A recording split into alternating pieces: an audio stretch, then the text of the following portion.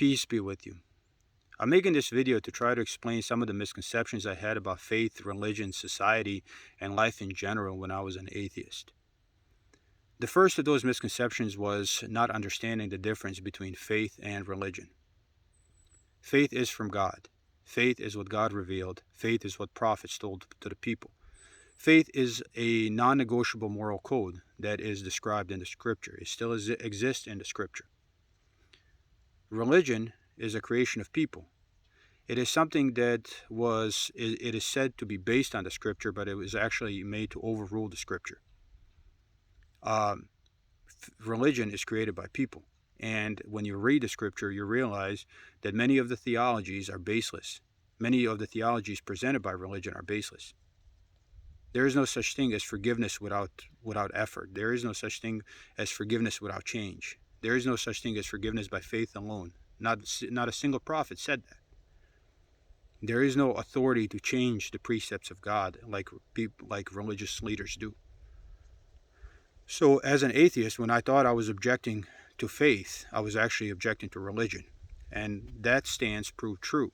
But once I learned that faith and religion are not the same thing, what was revealed from God and what people practice are not the same thing, I realized that that was a misconception I had. So I was wrong. I was right and I was wrong at the same time, because faith and religion are different. So that needs to be understood. The second misconception I had as an atheist is I thought that religion was invented by people to keep other people as slaves, basically to keep them confused and docile, enslaved. And again, when we're talking about religion, that can probably be argued with a degree of accuracy. But when we're talking about faith, faith does not make people slaves. It actually sets them free.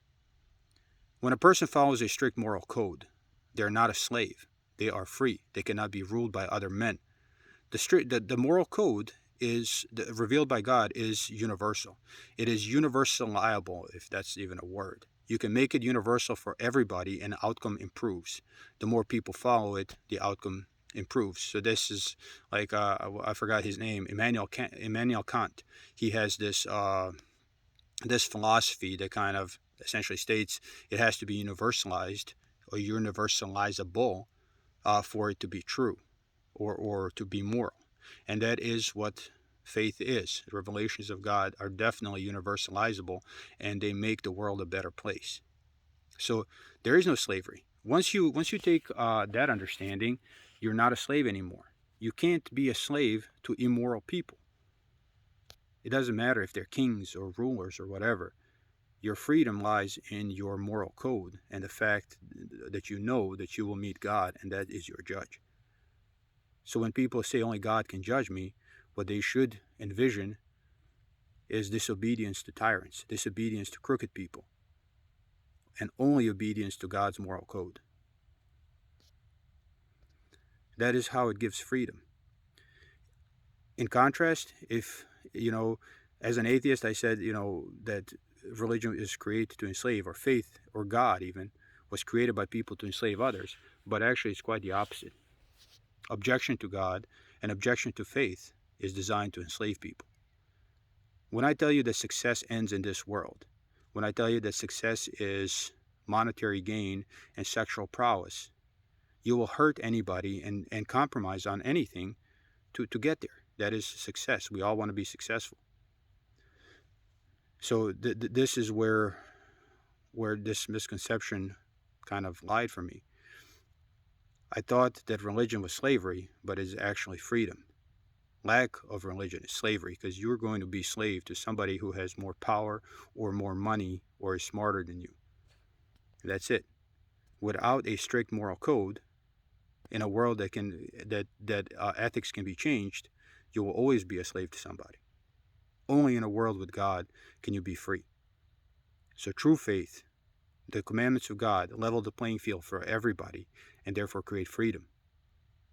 So there is no, God was not created by men to bring in slavery. God already existed and gave us a moral code to freedom. It is men who invented religion and changed that moral code to create slavery again. So again, when I was an atheist, I was partially right, but only partially, because I did not understand the difference. Uh, the freedom to do whatever you want is tricky, because what happens when we all do what we want? That is another objection to faith as a moral code. It prevents us doing something we desire to do, and a lot of time this is acquisition of wealth, and or sex, basically interaction with the opposite sex. Some people want to be promiscuous, and that is their right, but they only want that when it benefits them. But when it affects their family, when it affects their children, when somebody they love gets used and abused, when somebody we love, our children or our sisters or our mothers, turn to prostitution, for example, none of us would enjoy that. So the freedom to do whatever we want comes at a price of destruction, and that is why it is forbidden. So it isn't a slavery to be forbidden from doing things that hurt you or other people, because to do those things is an injustice. So when I was an atheist, I used to argue, those prohibitions are stupid. They prevent us from living a happy life. No, they only prevent us from destroying life and happiness for others. Because just like a corrupt company that just wants all the money for itself at the expense of everybody else, our own desires are at somebody else's expense, because we live in an interactive world. So those rules aren't slavery, they are justice. Except we don't want to see them because we're selfish. The last philosophy I had misconception about is, the existence of God and the whole world as I saw it in just the terms of this world. The basic atheist theology that I held true was, evolutionary principle and survival of the fittest. That completely neglects the nature of our nature.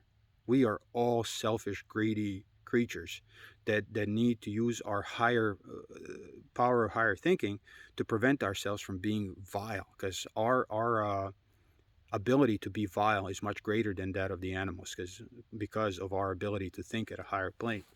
So we have to use our God-given abilities to prevent ourselves from turning into vile animals. Even with religion, the overlying philosophy is in there, although it is muddied by religious teachings that doesn't come from God. But the overlying philosophy of mercy and kindness is there, and we still see people turning to destruction, turning to really vile acts like religious wars and so on. They become murdering animals under pressure, and that is even when there is a overlying philosophy that's telling them not to be that. So what happens when the underlying philosophy is the survival of the fittest? When you tell them it is the right thing to do because that is the way to survive. Anybody can be moral when things are good, but once you put people under pressure, that immediately changes. And this is why religious dedication to God is necessary in order to have the strength to follow the moral code and not become a nasty murderers of animals under pressure. This is why this true religious dedication is needed for us to surmount that obstacle.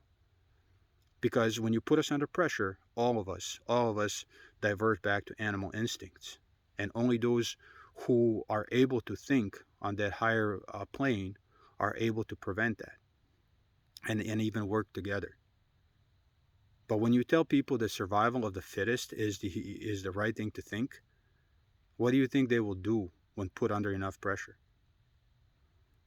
So those are the basic misconceptions I had as an atheist uh, before I actually studied the scripture and understood the difference between faith and religion. So that's the first thing that needs to be understood, and that is what I have been trying to explain to people for the last 10 years. Faith and religion are not the same. When you object to religion, you do so with right. But show me how you can object to faith without making yourself a selfish, uh, nasty animal. You can't. Morality that God revealed is universalizable. It is the only way to achieve the most good for everybody. Otherwise, your arguments are based on selfishness, and that is what my arguments were based on. So ignorance and selfishness, and that's what I wanted to say. That's what I wanted to explain. That's all.